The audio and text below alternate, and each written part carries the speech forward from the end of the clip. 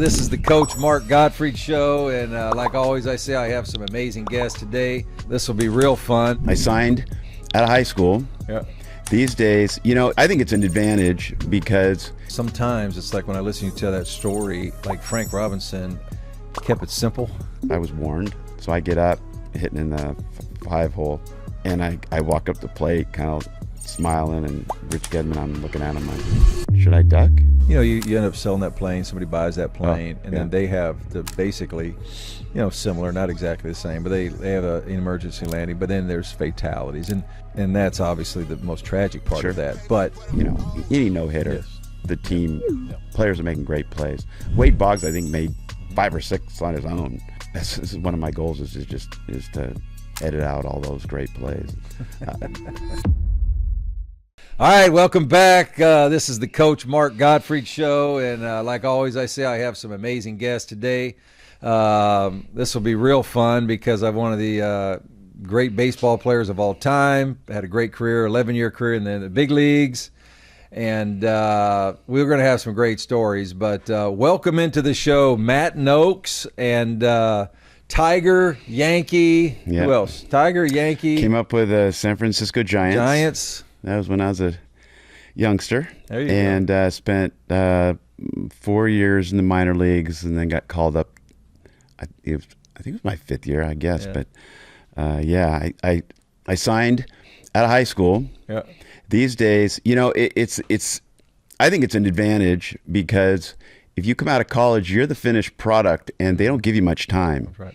If you're in a slump a little bit, but as a young player, you're going to have the ups and downs, and they're going to see those hot streaks. They're going to see the potential.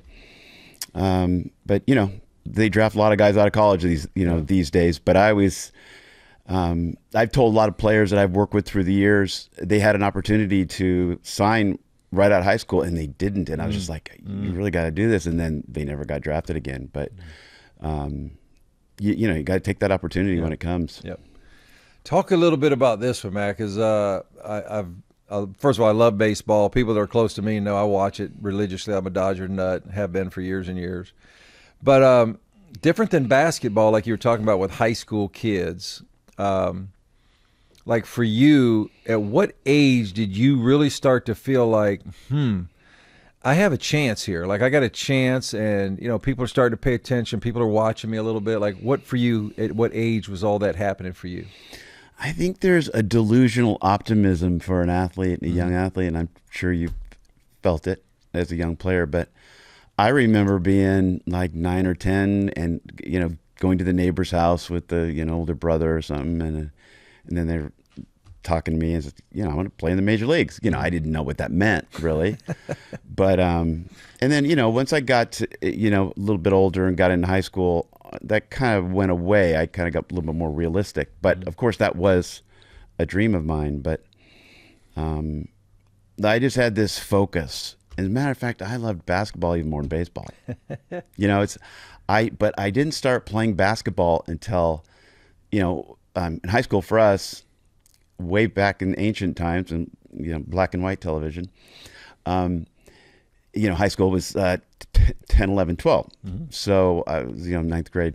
I didn't start playing basketball really and learn to shoot. I had a friend who went to all the John Wooden camps and stuff, and learned my one-handed shot in the summer of my going into 10th grade. So I was developing my skills literally for the first time.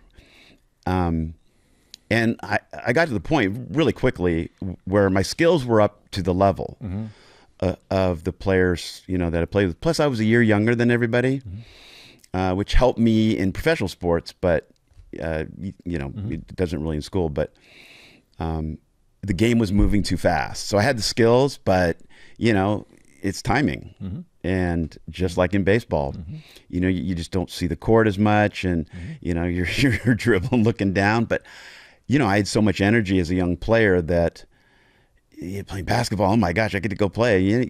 That feeling, you get hyper, and I don't have it anymore. I wish I did. I wish I felt like that.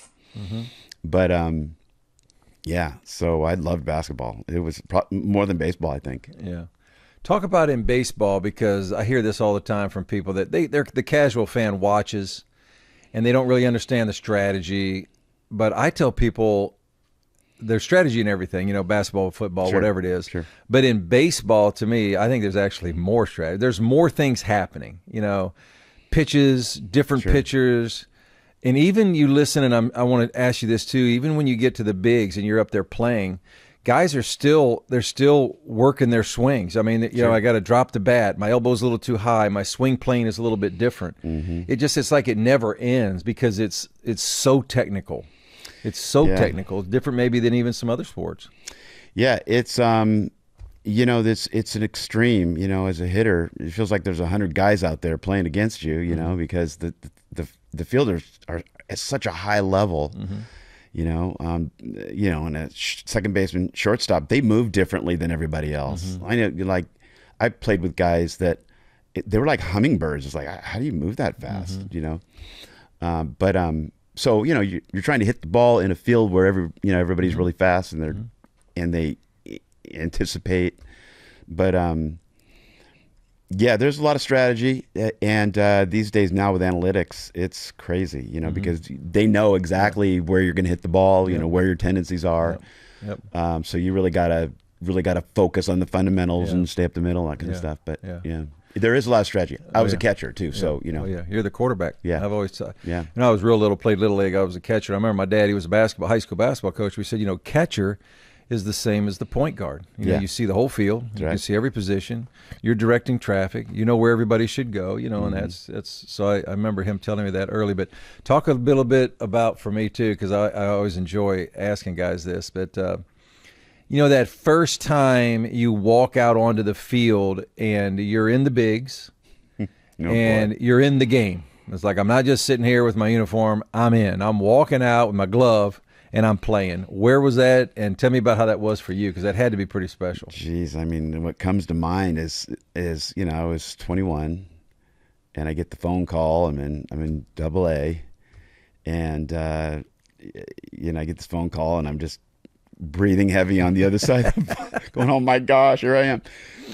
Get called up to Candlestick Park and all those orange seats, and I got the photo. There was on my debut, there was 1,200 fans.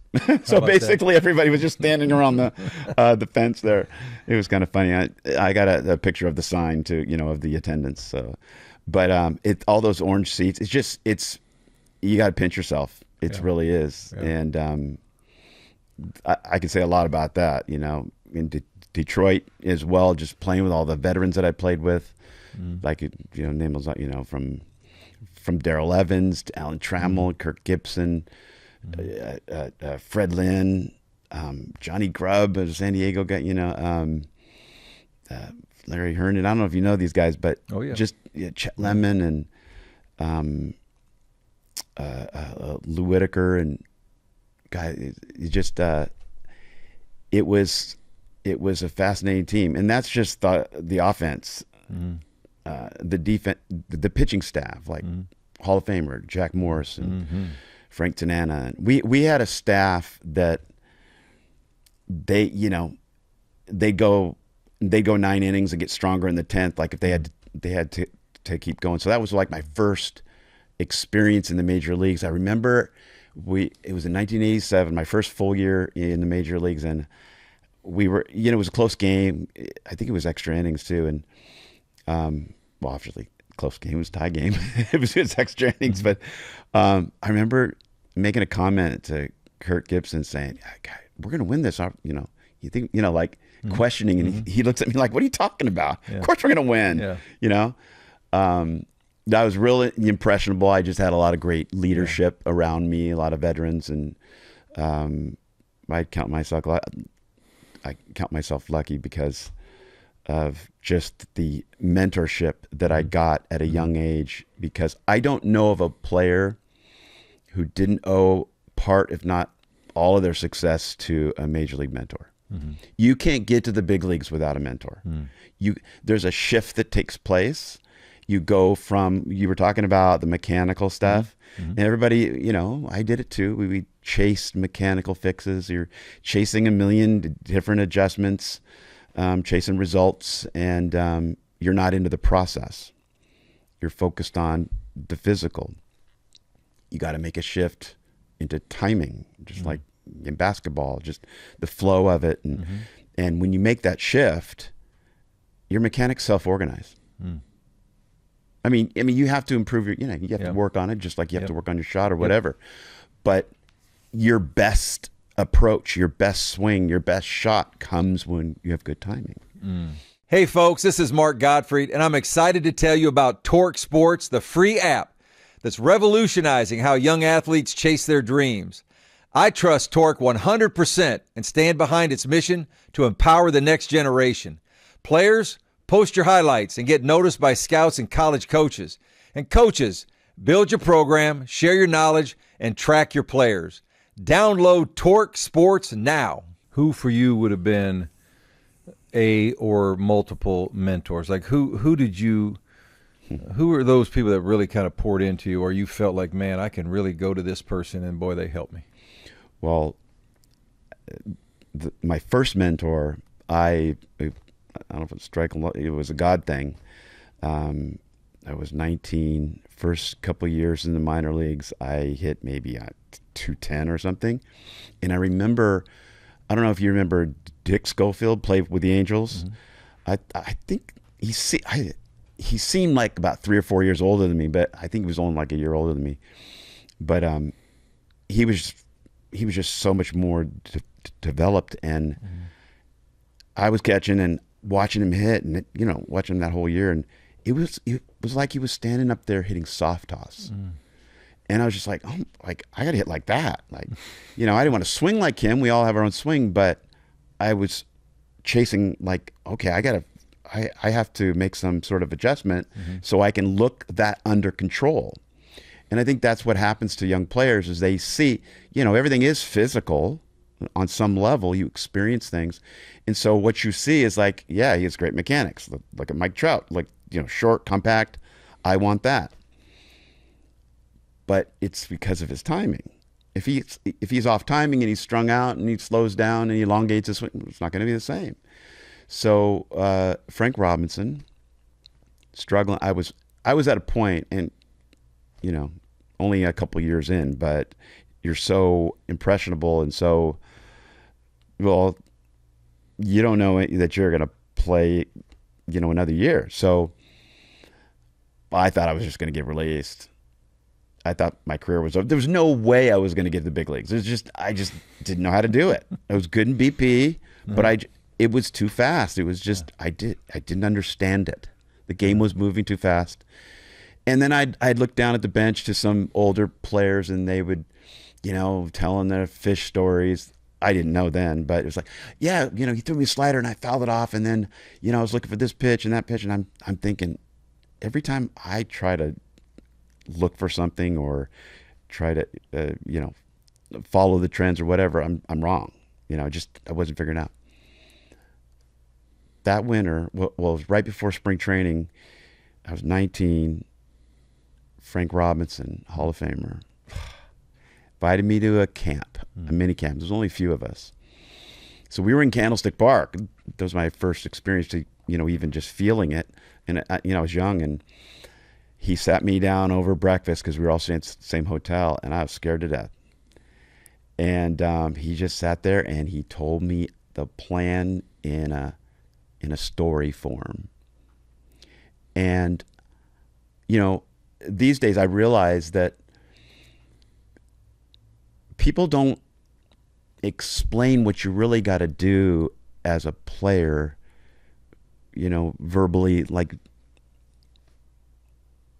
they don't articulate it in a way that maybe everybody needs to. I needed it explained. Like, just give me the big picture, show me how we can drill down in on it. And, but they don't do that because everybody has their own way of thinking at, everyone's different, everyone's unique. But Frank just laid it out really simple. I'll tell you. I mean, he said, imagine you're 12 years old and you're upstairs, you're home alone for the very first time. Parents give you a credit card, you order pizza, Cokes, and you eat the whole thing. You set the cans on the pizza box on the end of the counter. You go to sleep upstairs. You're alone. You know you're alone. Pitch black. Can't see anything. And so I just imagined, here I am with a helmet on and eye black and, the batting gloves or whatever in bed. And then all of a sudden you hear something and somebody, knocks over the pizza box. Well, it's your house. You know where it is. And so someone's there. And so you get up and you go across the room and you reach into your closet because it's your house. You know where it is. Can't see. Grab your bat and then you walk out in the hallway and you hear the guy walking up the stairs. Third step creaks. And you're like, he's on the third step.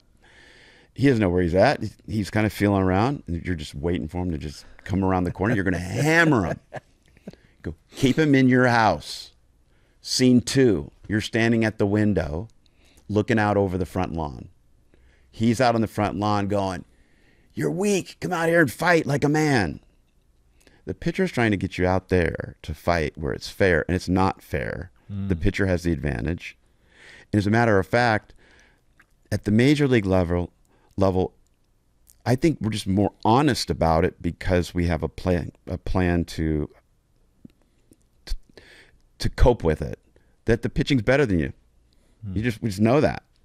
We'd see a guy throw a hammer, and you're like, I can't hit that. I mean, you can, but you're just realistic about it, and you just know that you can only hit your pitch. But so that was my introduction. I went to spring training a week later. I'm standing on second base every time up. I was like, Frank Robinson saw me, I don't know, a couple of weeks later, and I said, Frank, is this all I got to do? He goes, yes. He goes, but I can't tell you how many people I told the same damn thing, and they just thought, well, they're unique. They're, you don't understand my situation. It's not the same for you, for me as it for you. And but it is, and there's hard and fast rules, of course, but it's about principles so that you can focus on the process. And that's what I learned. Hit 322. I mean, it was just, unbelievable that year. Hit 322 in high A, so it was a higher level. I didn't even really earn the right to go there, but I played so well in the spring. And put on the major league roster, like right then. I mean, I learned what I had to do and put on the major league roster, and a little more than a year later, I was in the major leagues. And what I experienced through that was that it was taught through culture.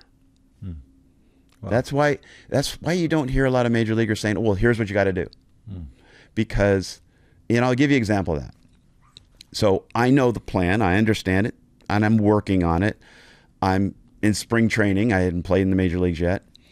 I get my first major league at bat in spring training. So I get up there, strike one, strike, three curveballs in a row, strike one, strike two, strike three. And I come back to the bench and I'm pissed, right? I'm just furious. And everybody's laughing. And one of the older guys is, hey, Nokes, when are you going to swing at something you can hit? Just subtle. But in my mind, it flashed, but I didn't get anything to hit.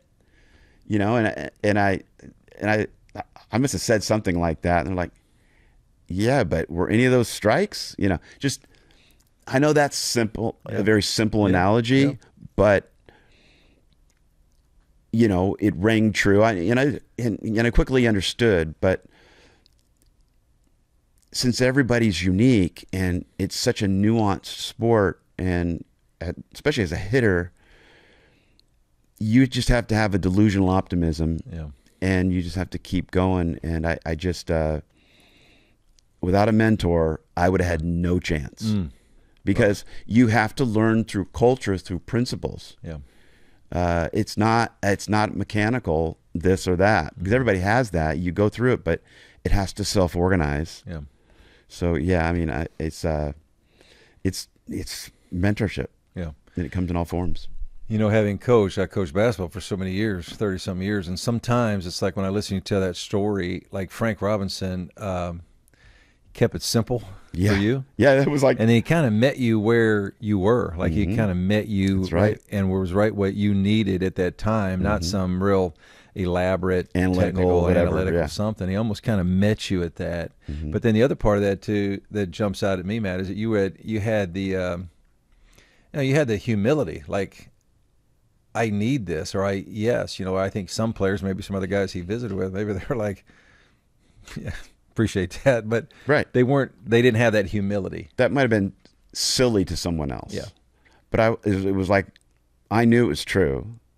And I just feel like I was stubborn enough to just never break that principle. Yeah.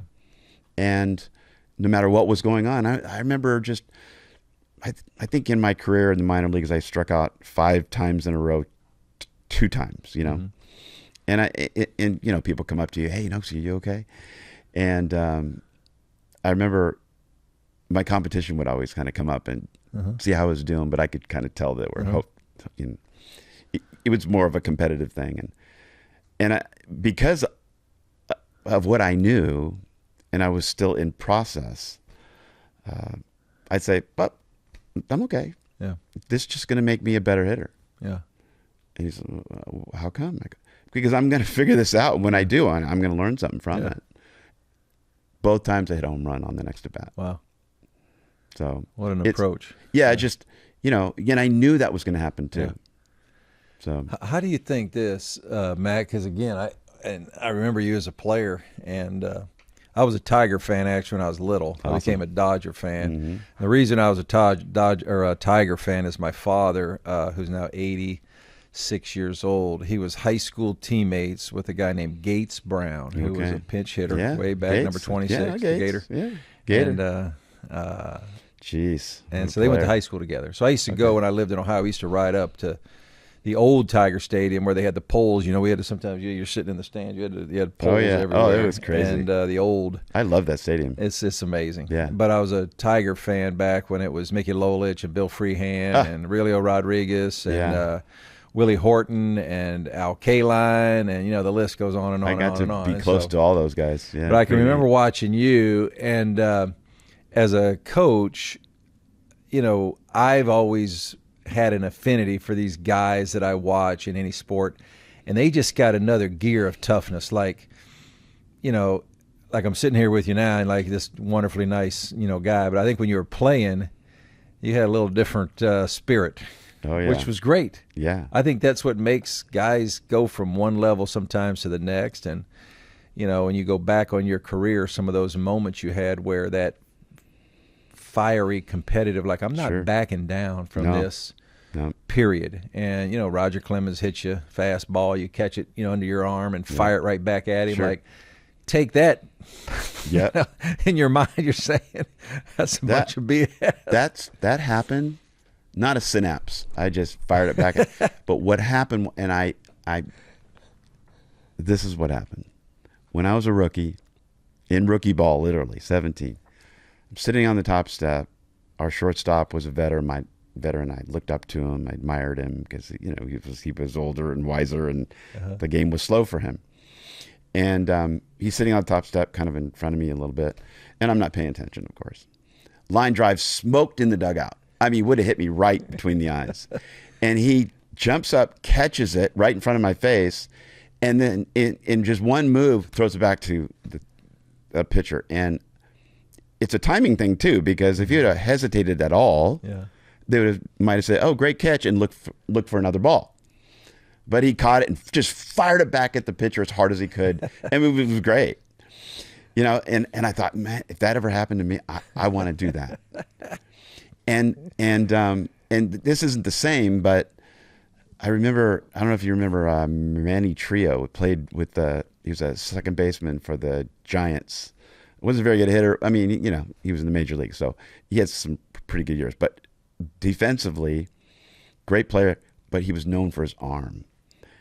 And he used to, I got to play with him at the end of his career, and so he balls hit out to right field, and he'd kind of go out there and get the ball, and maybe guy in first, maybe guy first and third even. And he's in short right field. And he had a hose. He could fight, And he's standing, I would say, 120 feet away. And the pitcher's on the mound just standing there with his feet together. Like, the pitcher's, he just lays, he just, whoo, fires this sucker probably 90 plus, a long way. And just right there, and I just, oh my gosh, because that was risky. Guy in third base, you know. Yeah. He did that all the time. But anyways, it's just certain guys had other gears like that. But yeah. I'm telling you, when Roger Clemens hit me, I catch it, not even a synapse. That was in me because I always wanted to do that. I was so impressionable at that age, really, that stuck with me. It was important to me, as crazy as that sounds. But it was like, here's my chance. I can't believe it. It's happening. And, you know, I can't say it was conscious, but I was aware on some level. Uh-huh. And I fired that sucker back, and I'm walking down the first going, yes, in my mind. Going, yes. It's like, you know, I knew it was great. And I had a batting glove on, so I could have easily thrown it, short hopped him or something, just because, you know. But I just threw it back like a catcher throws it back. And he threw at me a lot. Yeah. But I don't know that I've ever seen. I've watched a lot of baseball. You watch, 100 times more than I have. But, maybe late game when you bring a position player in and they're just lobbing him in there. Somebody might get, hit softly and it's kind of fun. But in the midst of a game with a guy, especially like him, but really any big league pitcher and just to make sure everybody understands, when you caught it just kind of lodged there in your underarm, I guess, right there. And I don't know that I've ever seen that again. Have you watched? Has that happened to you? I've seen guys. Yeah, I've seen guys. Catch it not quite that way, but I was just trying to protect myself, and it hit me before I could even get my elbow down. Yeah. That's how hard it was thrown. Mm-hmm. But he threw at me often. Mm-hmm. We were in Detroit, and I had a game winner off Roger, and I guess the reporters went over to him. So what are you going to do about Nokes? Well, he's got to go down. Something. They come over to me, of course, to try to stir the pot. And of course, I'm just, I don't know. I'm not going to, I'm not even going to respond, right? It's like, whatever. So the next time we were in Boston, their PR guy comes over to our PR guy and says, tell Nokes, be careful because he said he's going to drill him, right? And, I'd hit well off Roger. Roger, look, he throws hard, unhittable, split finger at times. He had great stuff and control. But with a guy like that, he had such good stuff. If he got behind in the count, he's coming at you. And I'm like, all right, you're going to come at me, So it's more predictable in certain cases because he's so good. Mm-hmm. And I can make, I could make a ball that's maybe even on the outside corner down the middle, depending on the most predictable pitch or whatever. Mm-hmm. So I hit well off of him. Mm-hmm. And so we get to Boston and that, I was warned. So I get up, hitting in the 5-hole, and I walk up the plate, kind of smiling, and Rich Gedman, I'm looking at him, and I say, should I duck? His eyes open, like, you heard? I'm like, yeah. It's like, and threw 3 balls right at my head, and I got out of the way. But, at that level, you know how to protect yourself and be ready at the same time. As a matter of fact, good mechanics is what protects you because you're just if the ball is at you, you turn the right way. So, but anyways, when he hit me that time, I was just making the move, and I didn't have time to get my arm down. But it was a part of me was right back at 17 years old throwing the ball back. That's great. It was pretty neat. Talk about, because, again, I'm a baseball kind of guy. I've always loved it. But I think you played for you probably played for more guys, but 2 guys stand out for me that I want to. And I always loved them because I love their fiery kind of, just the way they were. But Sparky and Bucky Showalter. So Sparky Anderson, Bucky Showalter. There's been great managers all throughout the history of the league, but those 2 guys had to be. Well, I'm going to ask you how. Interesting, wonderful. I don't know. They're tough. They're probably pretty hard, but I just always liked their fire, the fire in their belly. Sparky Anderson, when he would give a talk in the clubhouse, I'd want to clap. I swear, I was always in shock, like that someone could, as a young player, you're looking around and when you're a young man, you're very aware that you're a young man, and being a man, it's just kind of a whole bunch of grown men in the room, and it's real serious. And Sparky's giving this speech, and I'm just like, it was amazing. Yeah.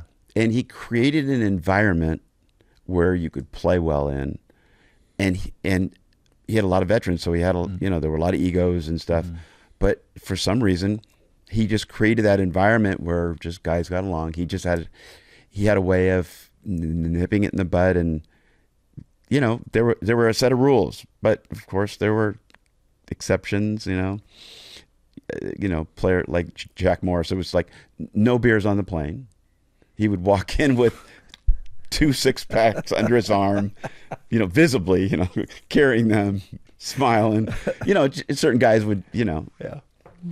What are you going to say? Yeah. It's Jack Morris. What are you going to say? So, there was a second set of rules for some guys. But Sparky knew, not to major on the minors. And he did it well. And he did it in a way where you didn't feel like it was a double standard. Yeah. Just because of the way he handled each person, the way he handled me individually, I could just tell. And he took me under his wing a lot. He brought me out to get clothes, to get get a sport coat, and to, I'm going to take you out shopping. So when I was a kid, I didn't have any clothes. You get to the major leagues, you got to wear a suit and that kind of stuff. But he took me under his wing a lot, so I respected him. I really looked up to him. He always appeared to be very likable among the players. Like, I'm sure they had great respect for him, but he just seemed like a guy that you would say, man, I'd love to play for that dude one day. He just had that personality, maybe from a distance. That was my Everyone take. liked him. Yeah. The players loved him. They respected him.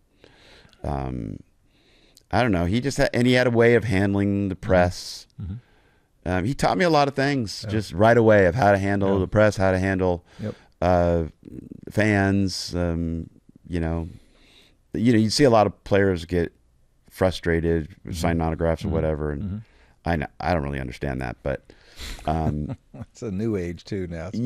I'm like, it's kind of, Sparky would always say, you should worry when they quit asking. Period. Right. Period. And and he just said, here's what you do. You just keep walking, and sign all the way into the bus if you have to, if you have to be somewhere. Right. But just make an effort. Show that you're making an effort, but that you have a mission. There's ways to solve those type of problems without looking like a jerk. Yeah. And then Bucky Showalter, like he just seemed to appear like his fiery.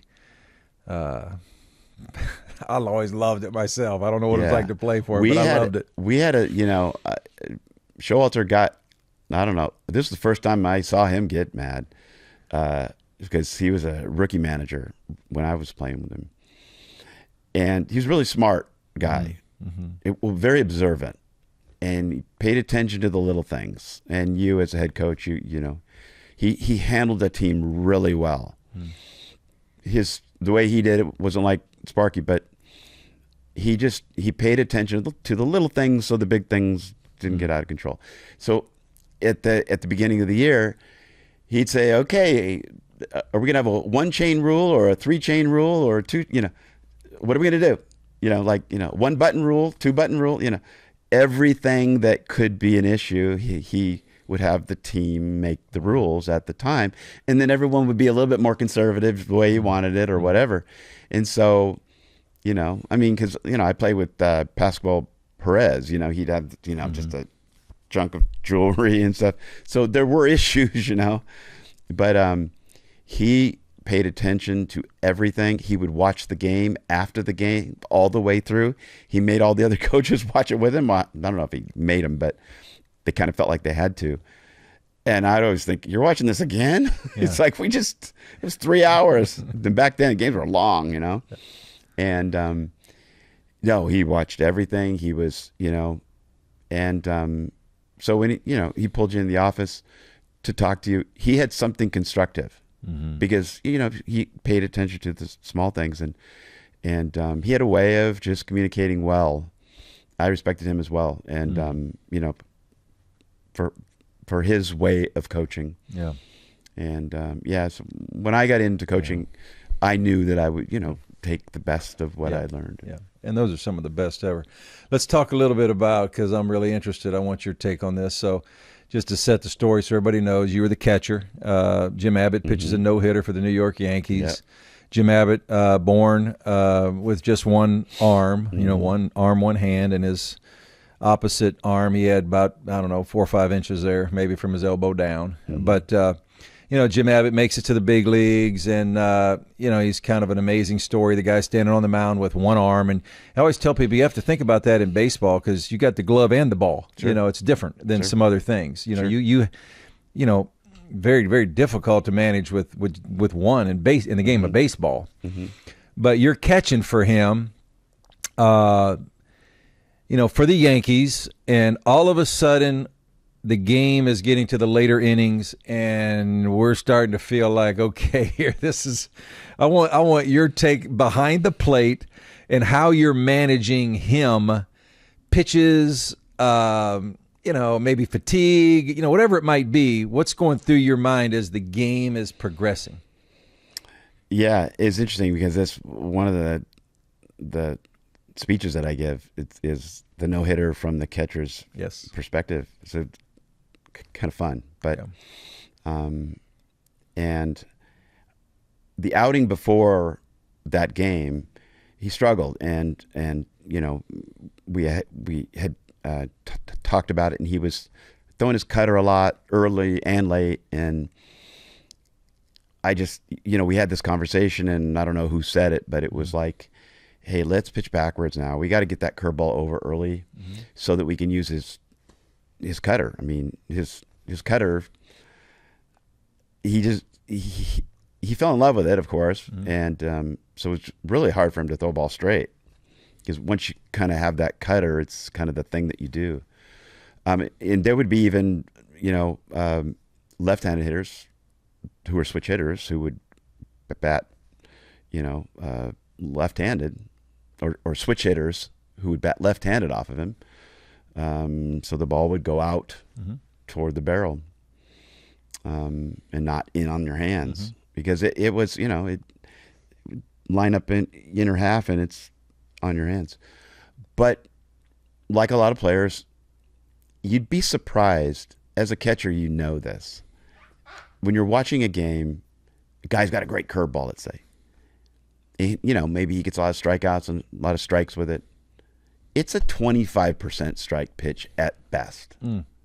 As a catcher, when you call something off speed, you're crossing your fingers. Just come on, just throw this sort of strike, Maybe not hanging, but just let's get, we need a strike. We need to get ahead.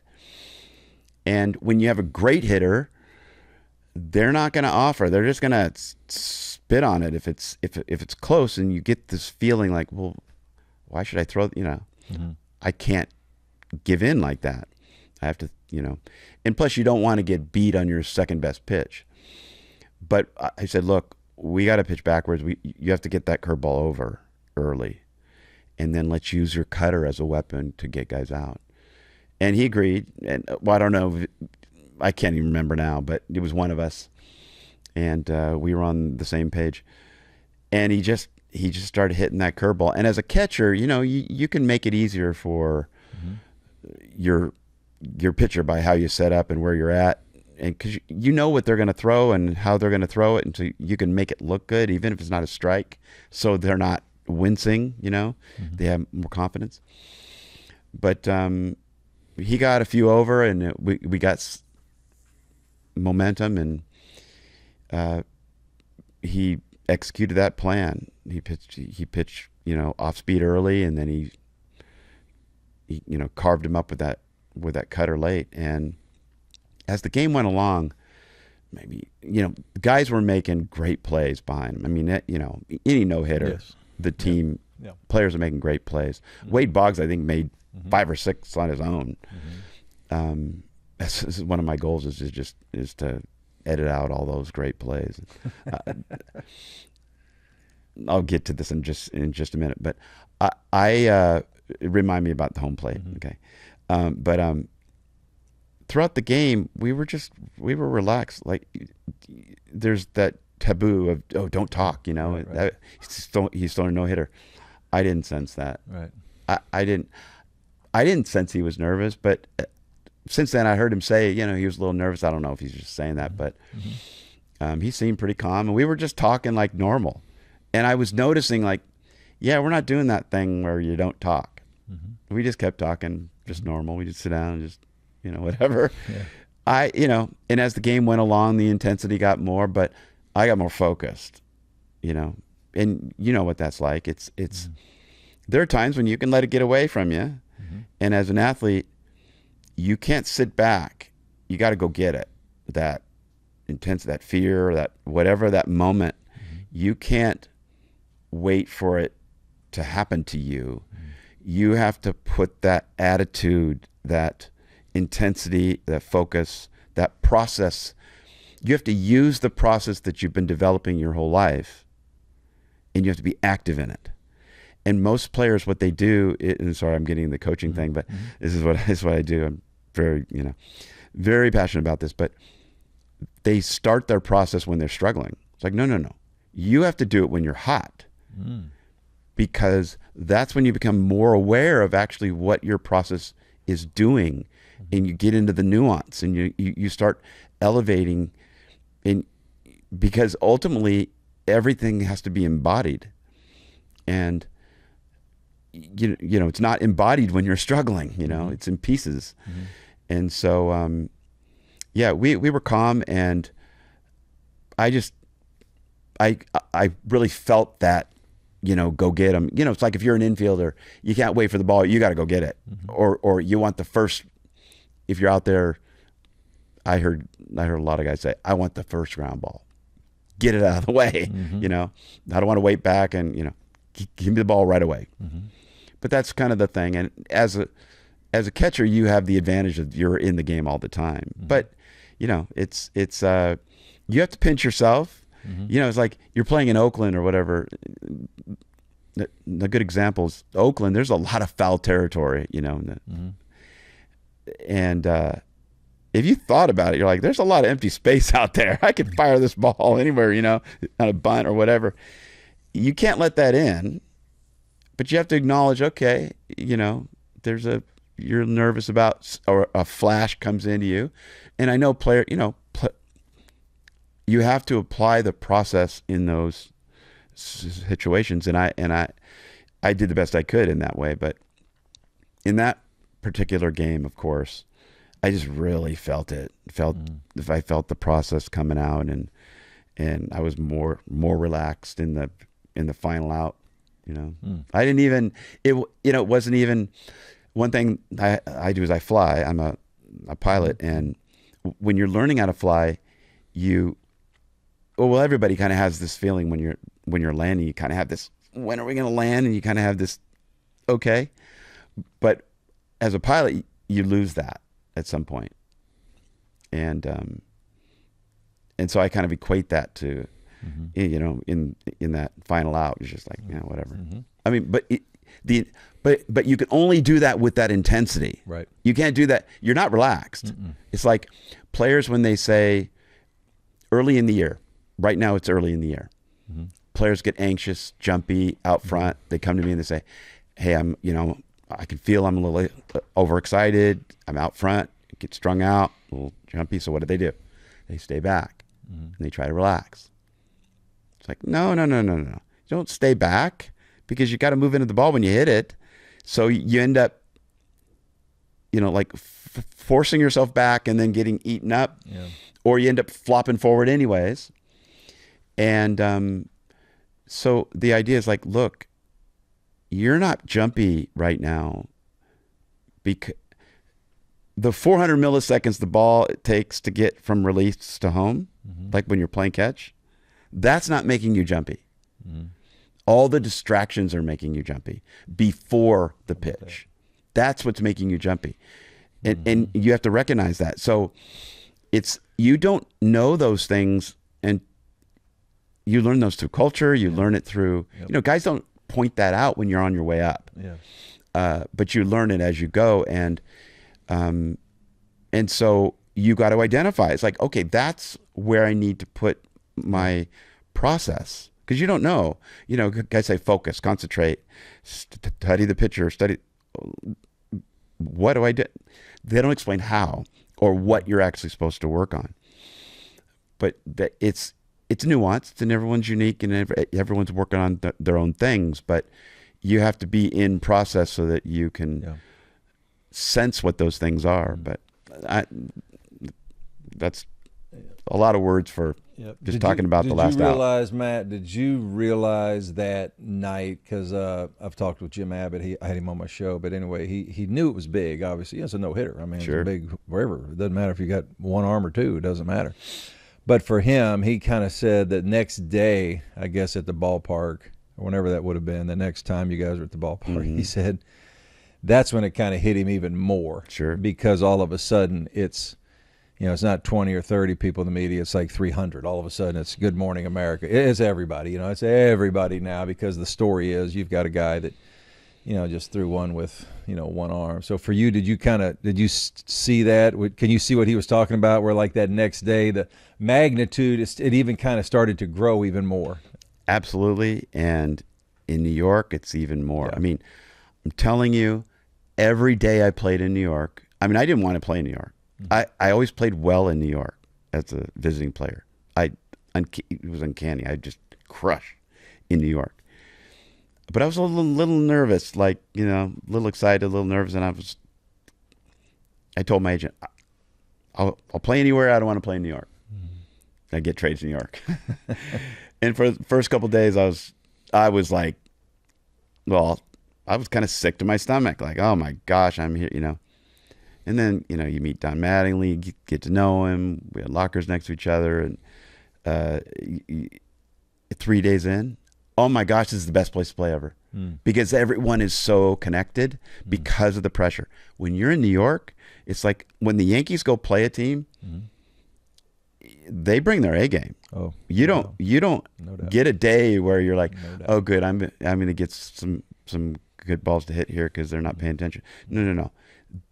Every time you play, the opposing team is bringing their A game. And I'm telling you, in New York, after the game, they played New York, New York, Frank Sinatra singing that. I would stay till the end of that song. It was amazing. Yeah. Even as a player in the big leagues for a long time, it was special, and I knew it. And sorry, I didn't directly answer your question, but it's New York is crazy. It's like an all-star game anyways. Yeah. And yes, it was even more crazy. But to answer your question, I just wanted to kind of tell that story. But I tell people all the time, I think the Yankees, and I'm a Dodger fan. I mean, LA's the same, a little bit different, but they're similar. The Cowboys in football and whatever. Yep. But you're talking about, like, you got the hat on. The logo, you could argue it might be the most recognizable logo. The Dodgers are up there. Cowboys are up there, I would think. But New York Yankees, that logo is as recognizable as anything in the world in sports, period. Yes, sir. End of story.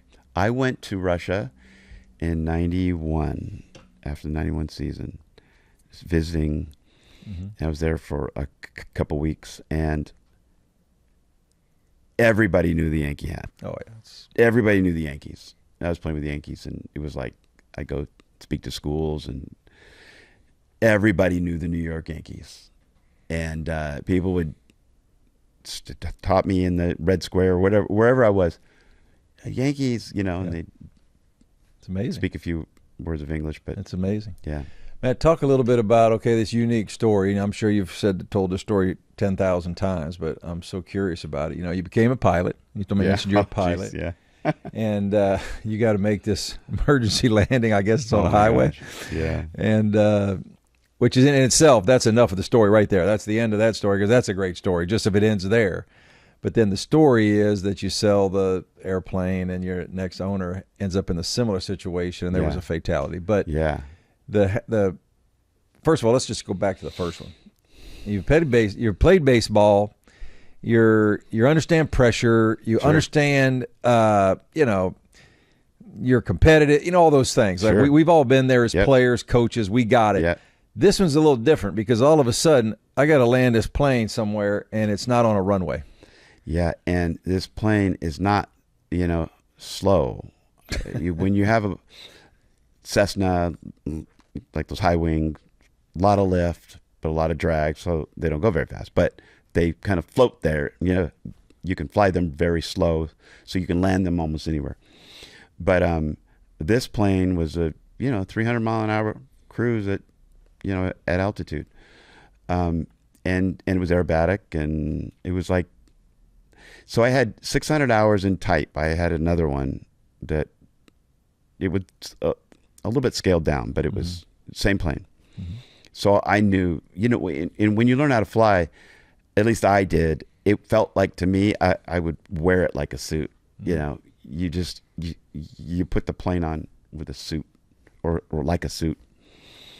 And it's embodied, it's just like sports for me. And I just loved it.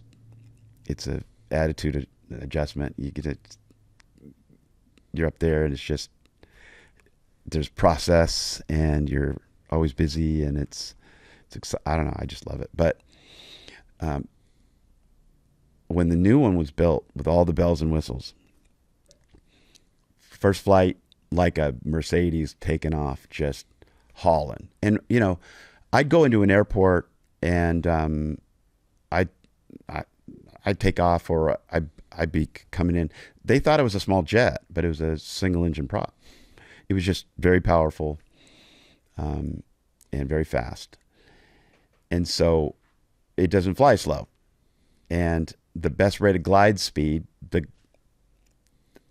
speed at which your plane will glide the furthest without power, was 120 knots. So that's 125 miles an hour, about 26, whatever. No, 118 miles an hour. 138 miles an hour, somewhere around there. I don't know.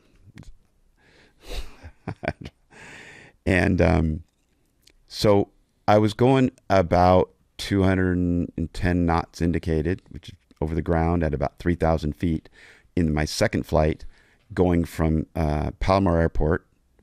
First flight went great. Second flight, there's regulations. You have to fly off.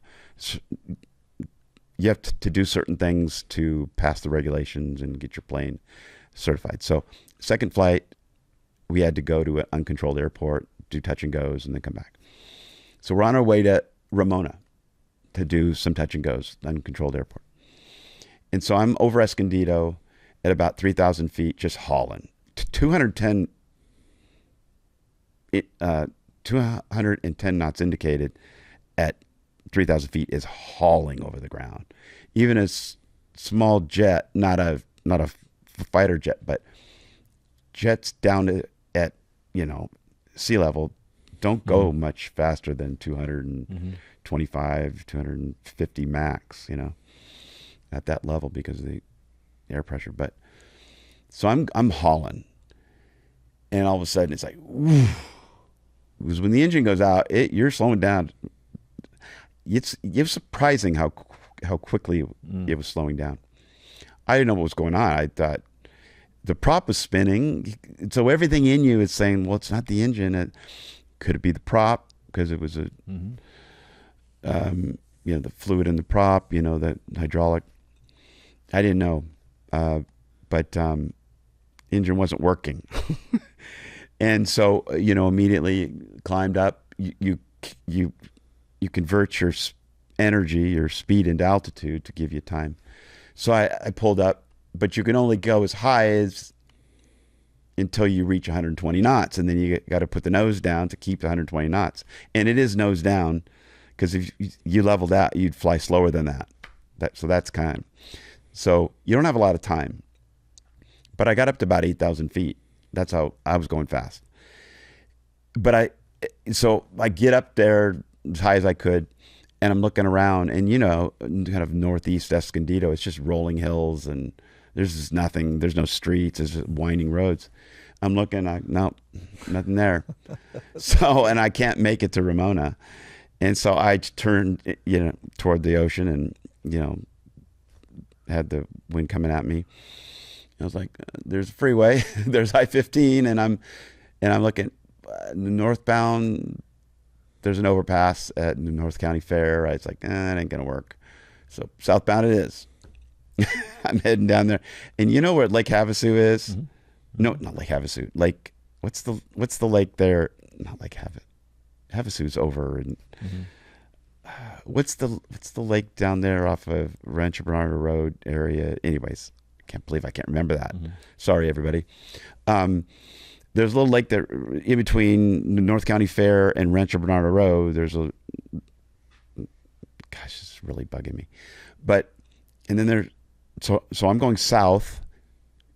It's 4:00 on a Friday. So there's traffic, right? But it's moving. And probably maybe 70 miles an hour or something like that. But it was bumper to bumper.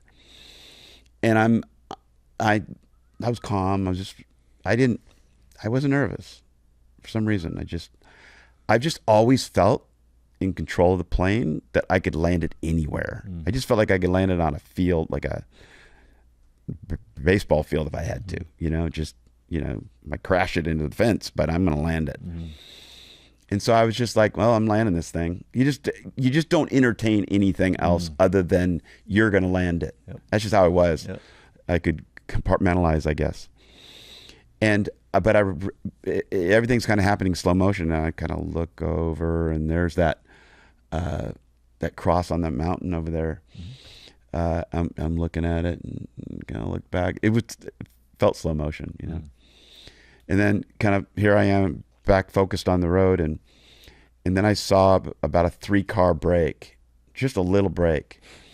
I was like, that's where I'm headed. Because I was hauling, because now I'm going 120 knots, which is faster than miles per hour, so 130 something miles an hour, and I'm coming in, and so I head right for that thing, and then bleed off speed a little bit, and so the cars in front of me never saw me, but everyone behind me, of course, saw me, and you can fly slower. I would normally land the plane, come over the fence at 100 and land at 90. That's fast for planes. Normally you're landing at 60, This is landing at 90.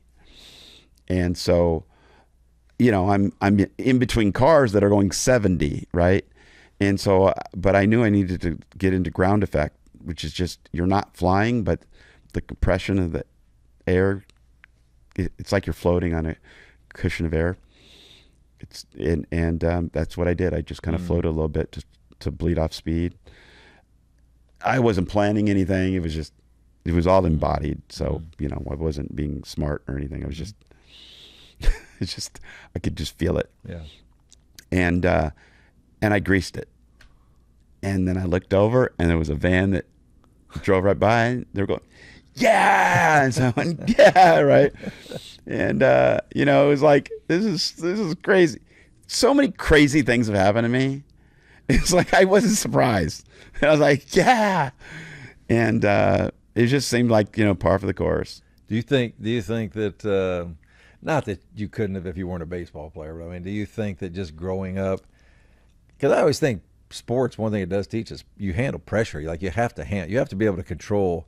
Some people ask me, say, even as a coach, how'd you deal with all the pressure? Like, well, when you're in it, you don't even think of it as pressure. It's not pressure. It's just part of the turf. Yeah. But do you think some of that may have helped you just with your own kind of staying calm, getting this thing down? I mean, I've navigated stuff before. Not that it's the same, but everything I do in my life, I apply the principles in my life that I learned in sports. And young men and young women, when we're growing up and playing sports is kind of like the first thing that you do you're really pushing yourself and challenging yourself to find out what you're made of. And we all want respect, and we all want, we can do it with, academically or, socially and whatever, speaking or whatever your gifts are. Sports is one of those things. And, it's no doubt I applied everything that, it made me kind of who I am. So Yeah. That's how I applied it to. Yeah. And so I literally greased it, get off the freeway, called my friend who's at the airport, had my truck. And so, you know, I'm on the side of the road, and I'm in the plane. I haven't even got out of the plane. I'm like, Ryan, I don't want you to be alarmed, but I'm on the freeway. Get my keys. They're under the seat. Drive my truck. Put a rope in the truck. I need you here right now. He was a younger guy, and I'd fly with him, and I'd help him out. And you're going, what? And he's sprinting, 100 yards to go get my car. And I'm like, Ryan, just relax. Yep. And it was from Palomar Airport to Rancho Bernardo Road, basically I-15 South. It's a good 45 minutes, or at least 30 minutes with no traffic. There was traffic. I'd held up traffic. Traffic had stopped. Yeah. Everyone was just rubbernecking, and of course. He got there in less than a half hour. Wow. And he said he got pulled over, and because he was driving on the shoulder, and the cop's like, "What are you doing?" He's like, "I'm going to the plane." And so he turned the siren on. And he took me over to him, or they took him over. Yep. He gets there. We yanked the wings. Well, first we drained the tanks, yanked the wings. The plane didn't have the interior in yet. It just had the seats in the instrument panel, but we were flying off our hours, so we could get at everything. And so I just, we yanked the wing. We had help, Caltrans, SDPD, fire department. There was like 5 emergency agencies there. And then we're kind of in the process of draining the tanks. Caltrans says, "So what do you need?" And I'm like, "Well, how about 100-gallon drums, or what are those big drums? I don't know how many gallons they are, and to just drain the fuel, right?" So we can yank the wings, and I'm looking over across the freeway, and there's this guy waving at me saying, "Come over here." And I'm like, "All right, I'll bite." And he looked, I don't know, he looked like he needed to talk to me, and who would wave at me? And he goes, "Hi, I didn't remember his name, from the FAA." He goes, "I was driving the other direction." He goes, "I saw you land it." He goes, "Great job." He goes, "I'll file the paperwork. I'll do it all for you. Just get it out of here." How about that? I said, "Wow, thank you." Blessing. Yeah, it was a blessing. I just was like, "This is great." Unbelievable. And so I went back to work. He said, "Great job." And there's so many things happen, but we got it all done. We got the wings off, and we called the company that we used to paint planes, and they have a flatbed, and so we just winched it up, put the wings underneath it, hauled it off. We had it out of there in about an hour and a half. Wow, it's amazing.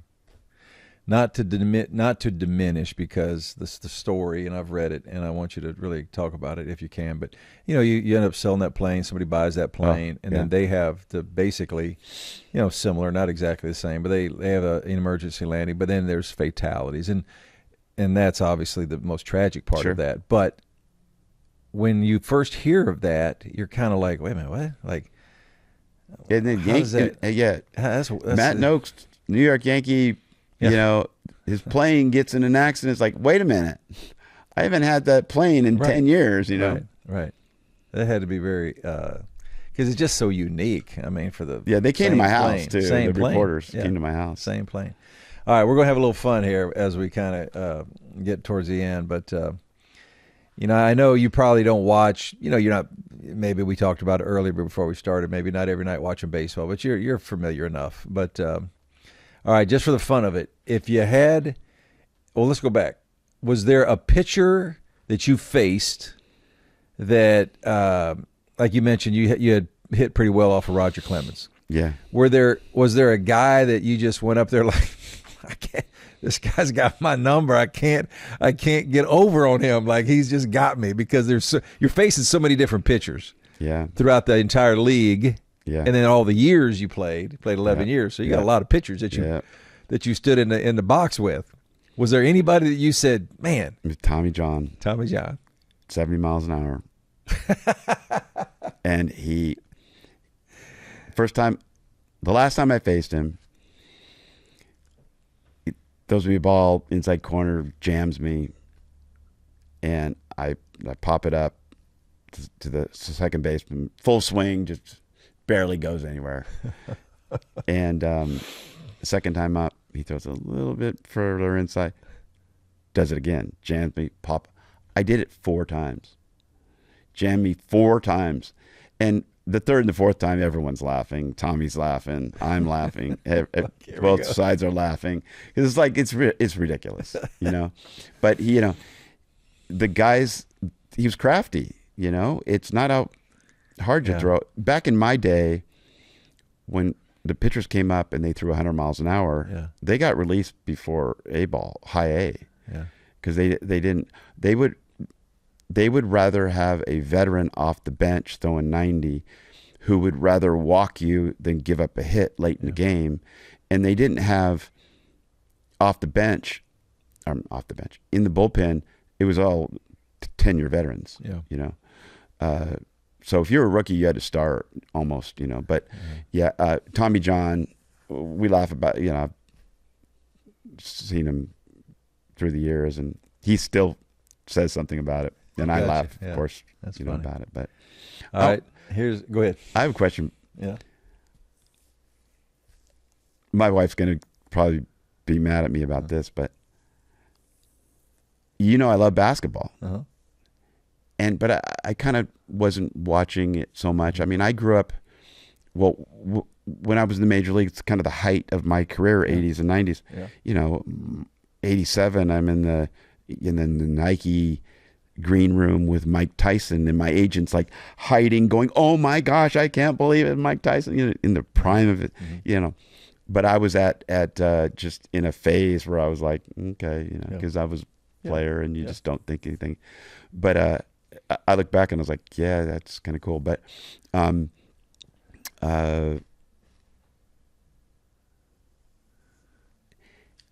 I loved basketball, but I watched the great stars and stuff throughout the years. And what I was saying is during those years, there was some great basketball, right? Yeah. But I kind of stopped watching it. I just watch it occasionally. When Caitlin Clark came on board, I just know as a player how hard that is. And I could just kind of relate to it's just, and now all of a sudden, now I'm watching the NBA. I'm watching everybody now through that one connection. And amazing. It was just, you know, and then the saga of what's, you know, what are they going to do there? Like, what's with the hand check stuff? Like, I think they should just let the talent play. We want to watch talent, not, you know, wrestling. Yeah. She's off the charts. She's going to do more for women's basketball, maybe women's sports in general, but women's basketball at the WNBA level, even in college though. Like her playing in a Final Four, it did more for the women's game. Yeah. Than in my lifetime anything I've seen. And I can remember back when Annie Myers played at UCLA and Nancy Lieberman got drafted by the Indiana Pacers, you know, in the 10th round or something. But Caitlin Clark, as far as eyeballs watching the game, and the Final Four for, you know, the men's Final Four has always been outrageously popular, but the women's Final Four never really was. But she's done. I hope the players in the league embrace her. I hope that the league embraces her, because if so, you know, that old saying, you know, the high tide rises all boats. I mean, everybody wins. Right. Because she's that good. But I don't like with the men in baseball, that just wouldn't happen. Yeah. Yeah. And you would respect it. I think there's a lot of jealousy. I think there's there's a lot of issues, but I hope that they all can figure it out, because it just makes them unlikable, unwatchable. And everybody wins if they embrace her, because she's that good, and she handles it so well. She handles the, you know, back and forth and all that, and not controversy, but she just stays above it, and she's amazing. Yeah, so.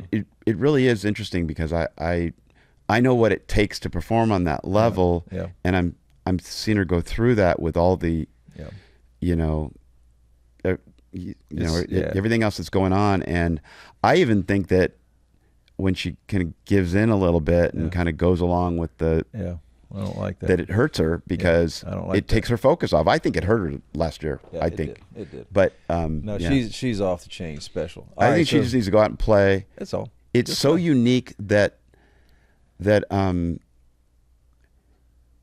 she's quiet and she's but well spoken. Yeah. And yet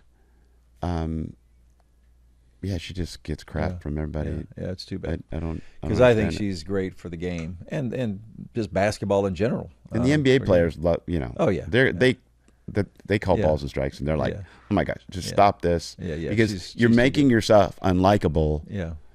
If they would have just, it might get annoying if someone's always asking, you have a great game and now they're asking you about someone else. Yeah. But it's like, get over it. Yeah, just get over it. Because that happened in baseball all the time. You have to laugh and go, oh my gosh, they're great. Yep. How about Nolan Ryan? Oh yeah, he's amazing. Yep. Was there here's one more question before I get into some fun stuff. All right. Was there, as a catcher in baseball, I've always viewed the catcher, you're an extension of you're the extension of the manager. It's like in basketball. The point guard is the extension of the head coach. I need you as my point guard to direct traffic. You have to know all these guys. You got to know your teammates. You got to know where to give them the ball. You got to know, I can throw a bounce pass to this guy. It's got to be a lob to that guy. Yeah. I can give it to him. He can't dribble, so I'm not going to make him dribble. I'm going to do all the things that make the game easier for everybody else. Mm-hmm. Would you say in baseball, the great catchers, and you're one of them, that ability to do that is a trait that you have to be a great catcher? Yes, I mean that's part of the skill set. It's part of the tools that you have to develop. But a teammate of mine in the minor leagues, he had played in the big leagues, got sent down, and then we ended up playing together. He played for the Twins. We were both catchers, and he just said, Matt, as a catcher, you just got to be decent. Yeah, you don't need to be great, just got to be decent. And what he meant by that was just, do your job. I wasn't Johnny catch and throw. I could receive well, block well, call the game well, like all that kind of stuff. My arm came in late.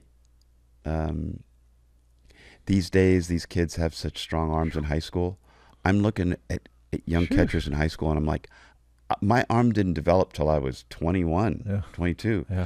And these guys have it at 15 years old. But, I can see why now, because they're developing their core, they're developing all the movements, and we didn't learn that. We play, like 18 games, and then we're off to,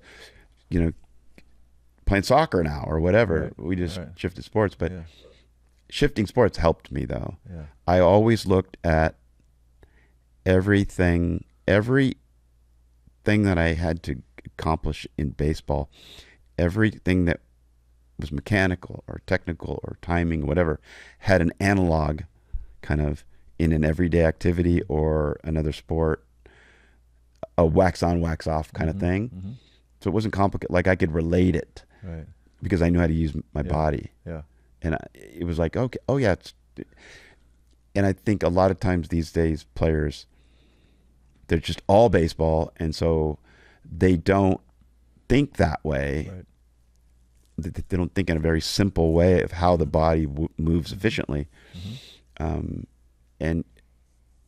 you got to understand the principles. But sorry, I forgot the question. Well, just a catcher. You're the quarterback. Catcher. Yeah, it's I was talking about my throwing. So my throwing came in kind of later, and Rickey Henderson broke the record on me. The Hall of Fame, right? I didn't know that one. There you go. Oh, it was great. He actually waited, I think. As he was coming upon the record, he was just marching to that record. No one was throwing him out, right? And I think he even slowed down because he wanted to break the record in Oakland, right? And so they kind of planned it out, and so we arrive in Oakland, and all the reporters are right on me and say, "So, what's it going to be like when Rickey Henderson breaks the record?" And, well, if he breaks the record, he's Rickey Henderson. And then I jokingly said, "But if I throw him out, I say he can't run on me." It's like, but that wasn't. I had to work really hard at it, and I worked hard, and I learned how to do it. Yeah. But it was something that those are skills you can learn. Yeah. Arm strength, you could improve that, but catching is one of those positions that it's will. Yeah. It's that will of and the intensity of being ready for everything.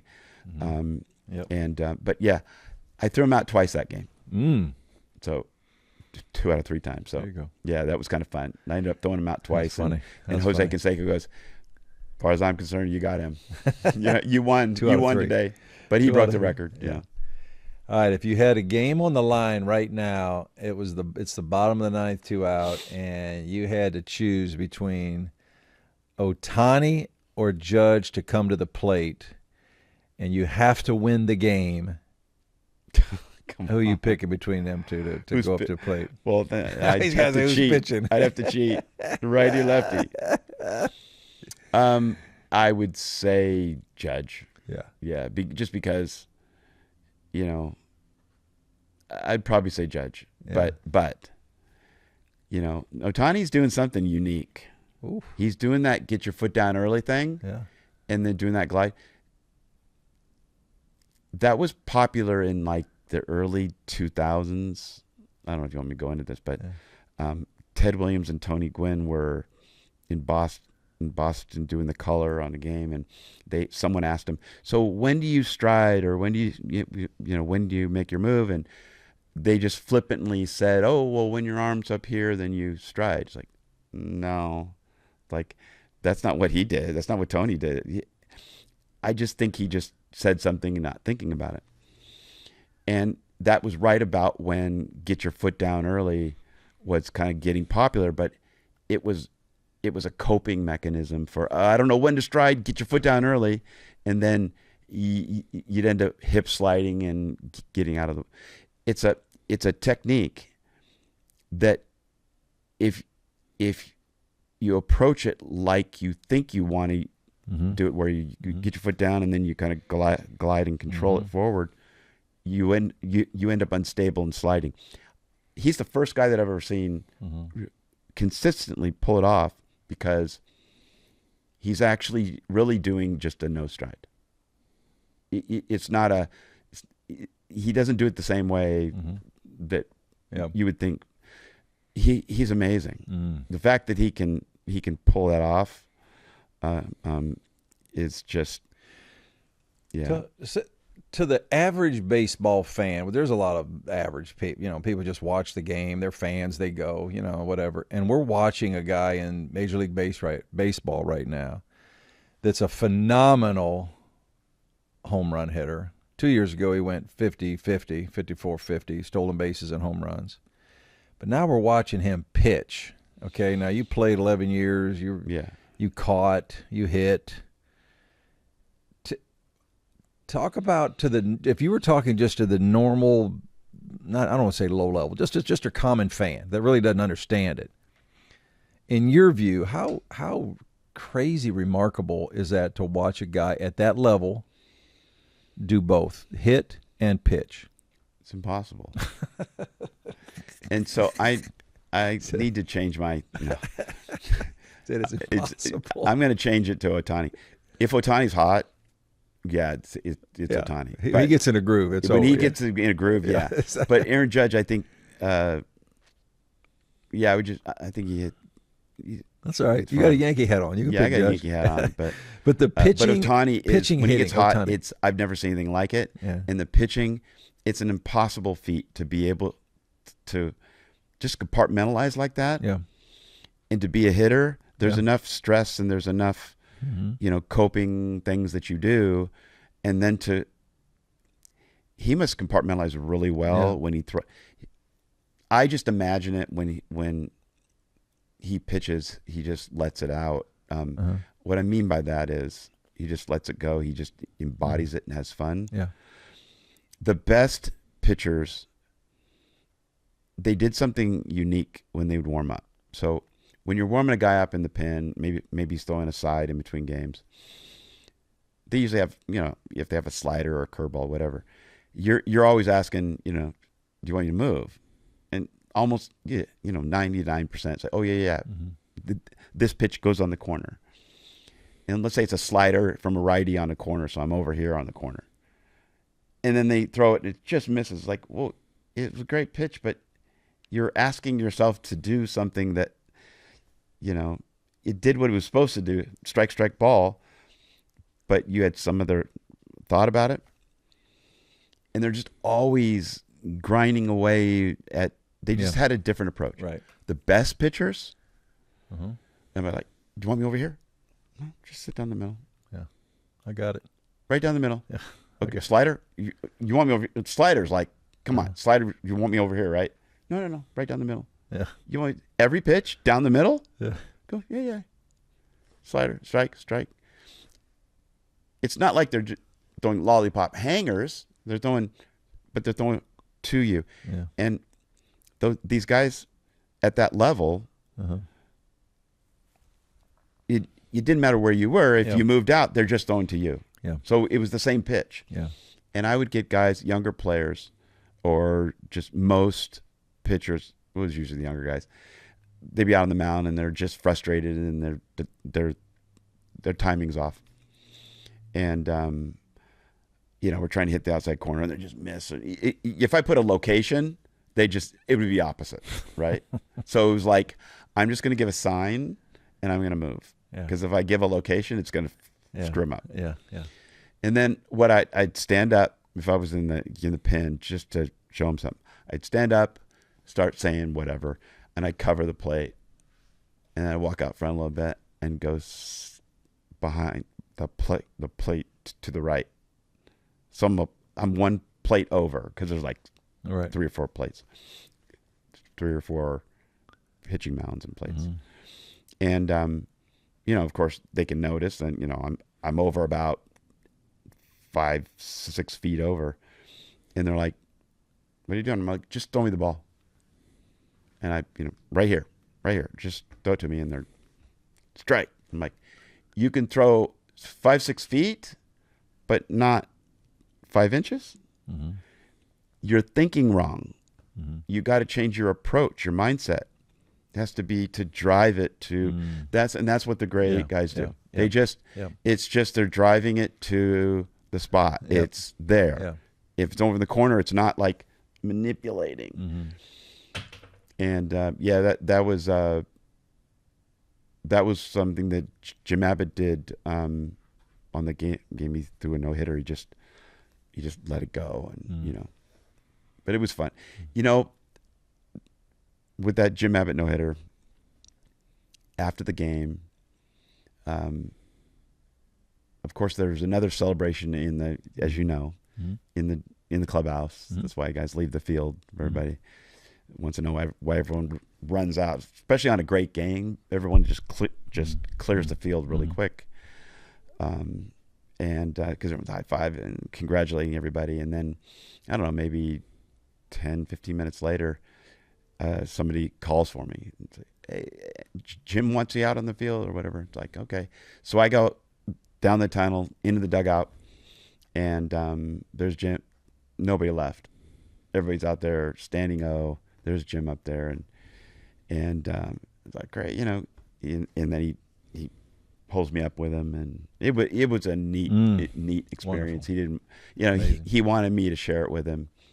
And I did. I have that on film too. It's really nice. That's kind of great. a neat memento. But after the game, he says, "Well, I want that. I want the mound." And so they yanked the mound for him. And I said, "Well, I'll take the plate."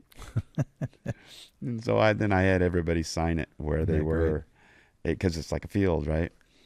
And it's beautiful. Amazing. And these days, I bring this up because these days they would never do that. the teams own everything, even your jerseys, whatever, broken bats. Like it's pretty much they wouldn't let a player take up the plate. They would do it. Like it doesn't. Interesting. That wouldn't happen. It's a 101. Yeah. Interesting. Yeah. Well, Matt, you had a great career and amazing career, and we could talk for hours, but we got to close it down. But anyway, thank you so much. Mark, it's been fun. It's been amazing. As a baseball fan, I could talk to you for hours and hours and hours and hours. We could go on forever. But anyway, thank you. Thank you for coming. Thank you for sharing your thoughts and your stories. It's been phenomenal. Thanks for inviting me. And this whole time I've been just kind of – you asked me about Sparky Anderson and Joe Torre, like guys like that. Mm-hmm. They're winning their win-loss records about at best 540, 530. Yours? You're not human. It's 600. What's up with that? Got lucky. Had good players. Good players. No, that's culture. That's good players always help. I can tell you that. It was, and I appreciate those kind of things. It's like it's something else, and it stands out. But I'm thinking about this all night, or all, Yeah. But I wanted to say that. Thank you. Just anyway, amazing. Great episode, Matt Nokes. Thank you so much Nice for to meet making you. the effort. Thank you for being here. Thank you very much. Got it.